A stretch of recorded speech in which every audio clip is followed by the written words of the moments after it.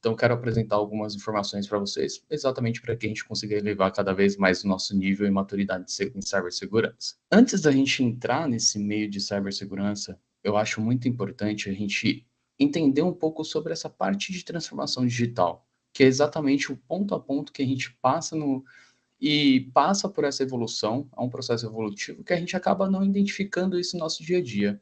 E, Wagner, o que você quer dizer exatamente com essa imagem que você está apresentando, né?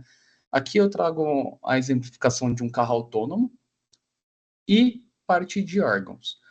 Wagner, o que isso tem uma correlação? Qual que é a correlação desses dois itens, né?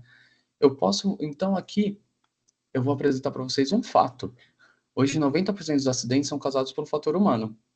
Então, qual que é a ideia da gente ter carros autônomos hoje? Eu estive em um evento em São Francisco, acredito que o Thiago também tenha participado, e a gente viu que na cidade de São Francisco existiam carros autônomos. Você pedia para o aplicativo e ele basicamente buscava você sem motorista e te levava do ponto A ao B sem acidente nenhum, com várias tecnologias e sensores.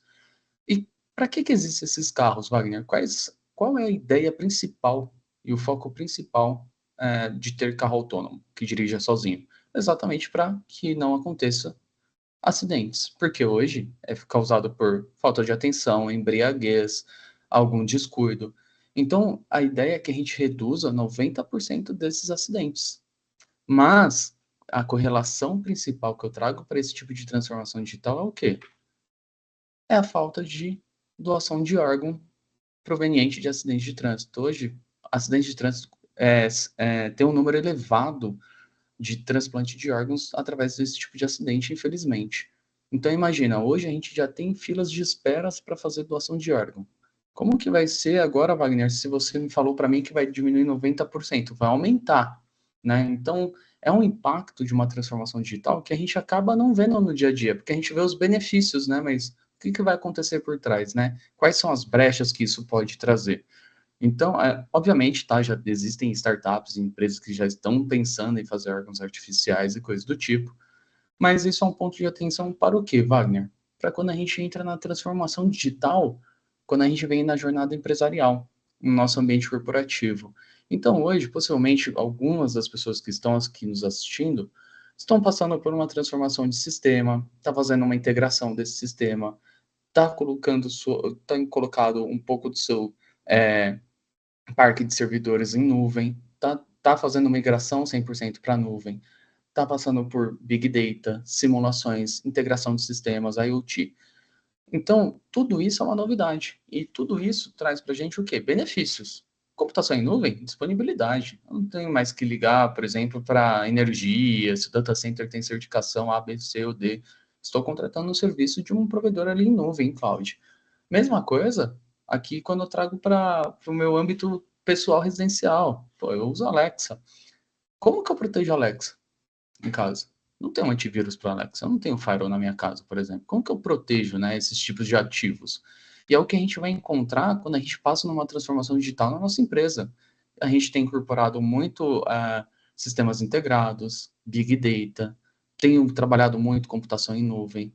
E o que tudo isso de novidade traz para a gente, Wagner?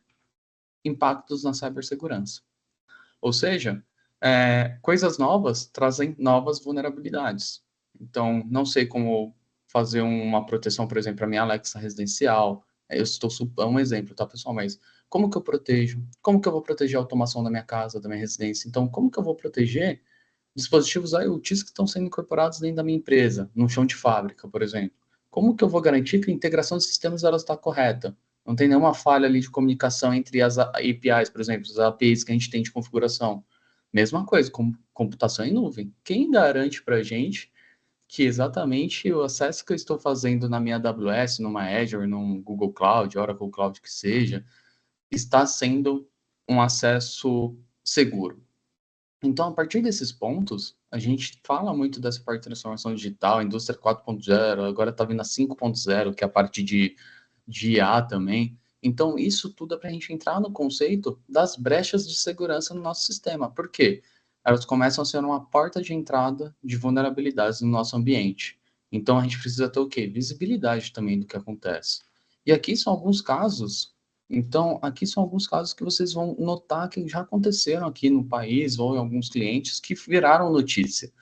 Então, eu tenho aqui, por exemplo, o site do Ministério da Saúde que foi hackeado. E aí no Telegram você pode ver que foram compartilhados documentos de prontuário médico, de usuários, de pacientes, tudo mais. E você poderia comprar. Aqui nesse do Telegram ele dava uma amostra grátis ainda. Então, olha, pega aqui, vê o que você acha do dado e compra mais dados. Mas eu não sei se todo mundo aqui viu, mas teve também um ataque na Atento. Então, a Atento, uma empresa de call center aqui no Brasil, e que trouxe grandes problemas na operação. O grupo que fez o ataque, que assumiu a autoria, foi o Lockbit. Esse é o do 2.0 ainda, da época que eu peguei aqui os dados, mas já está na versão 3.0. É um grupo de ransomware. Hoje não existe mais o Wagner, um hacker que invadir sistemas. Não existe mais isso. Hoje é muito difícil ser autônomo. Então, tem muitos grupos hoje que recrutam pessoas exatamente para fazer esse tipo de ataque. Então, olha que interessante. Eu tenho dados. Então, através dessa invasão que a gente fez, parou todo. A gente não, né? O hacker fez, parou o sistema da Atento. Ninguém conseguia ligar na Atento, ser atendido, por exemplo, ou prestar suporte. Eles também fizeram o quê? Extração de dados. Ou seja, para a empresa, a gente tem dois pilares fundamentais aqui que foram é, vulneráveis e que estão vulneráveis. Disponibilidade da empresa, ela parou. Quanto custa para sua empresa hoje, fazendo uma análise de risco, uma gestão de risco, quanto custa ficar parado?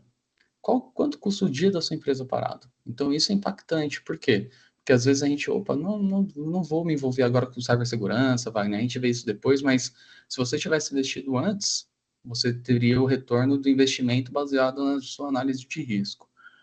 E o quão impactante para sua empresa é o vazamento de dados? Ah, Wagner, mas é uma planilha de nome de funcionário, RM, que seja.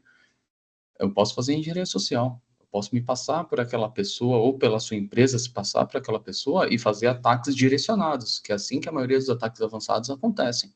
Então, eu vou me passar aqui pelo Tiago, por exemplo, vou fazer um ataque a um cliente que ele atende e vocês vão achar que é real. Por quê? Porque vocês conhecem o Thiago, ele atende vocês, eu vou passar informações que vão ser o quê? Que vão trazer confiança para você fazer o que eu estou pedindo.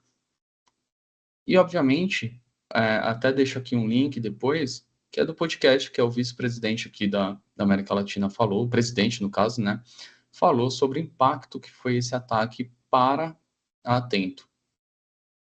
E não só isso, tá, gente? Frente de caixa também. Wagner, mas isso aí é sistema. Pô, eu tenho uma lojinha aqui, ninguém vai ver nada. Isso aqui é frente de caixa, é PDV.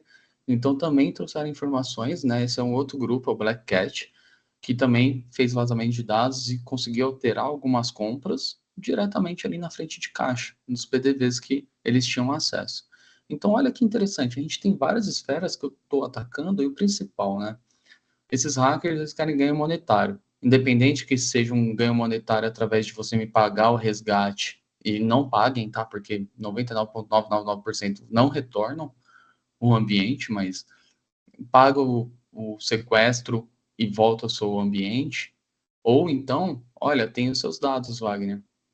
O que você vai fazer? Vai me pagar para que eu não vaze. Então, olha que situação, né? A gente teve um ambiente comprometido, o hacker ainda pegou, sequestrou dados, e agora como que a gente vai lidar com isso? Porque agora ele vai me ligar todo dia, né? Ou ele vai me ligar para que não vaze os dados, ou ele também vai começar a ligar para os concorrentes e tentar vender os nossos dados, né? Independente do tamanho que seja, né? Só que a gente está falando de grandes empresas. Vamos pensar numa empresa mais regional. Vamos pensar, poxa, eu tenho uma ótica aqui na minha cidade. E só tem ela aqui. Imagina um funcionário satisfeito, vai lá, ou eu sofro um ataque, alguém pega as informações e abre uma outra ótica. A minha quebra. Porque vai ter dados de cliente, vai ter um monte de informações, fornecedor, quanto que eu pago, quanto custa. Então, a gente tem que trazer também esse tipo de informação e pensar nisso em todas as esferas, seja ela da pequena, da média ou da grande empresa também.